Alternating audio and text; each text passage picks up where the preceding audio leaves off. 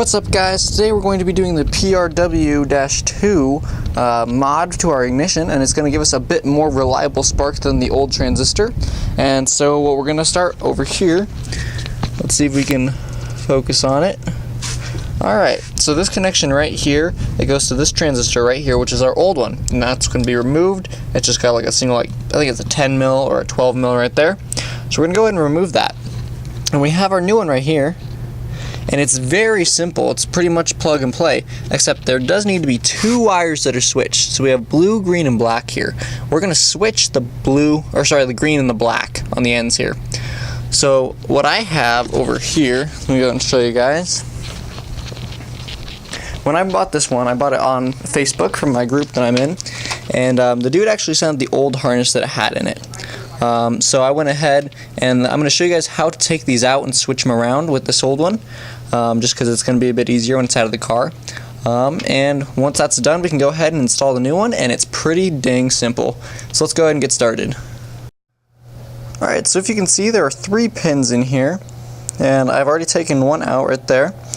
And basically when it comes out, it looks like this, right there. And so what we're going to do is we're going to go ahead and take out 2 of them.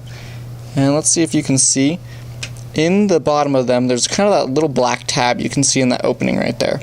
And what we're going to do is we're going to go ahead and take a very small flat blade, or probably a pin if you don't have one, and we're going to push that tab downwards, and we're going to go ahead and be able to slide the old one out.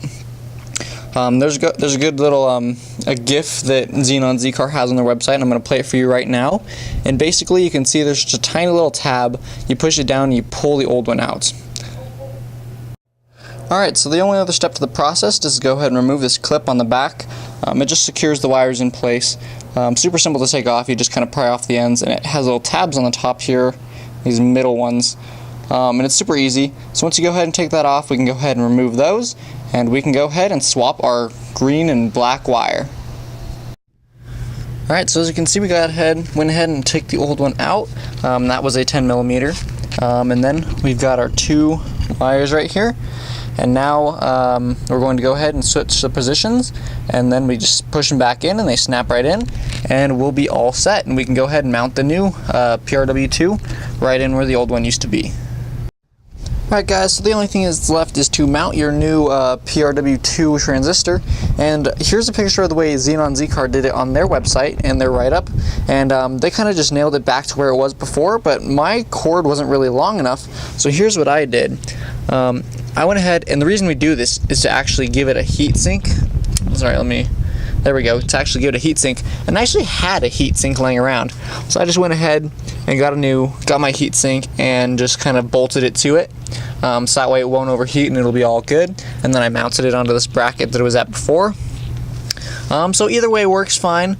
I don't exactly think that this bracket would have any special properties that this won't be able to give it, especially with the fans and air blowing over it. It'll be fine. So there you go, guys. That's how you do your transistor install. Remember, if you have any questions, go ahead and leave it down below and I'll be happy to answer.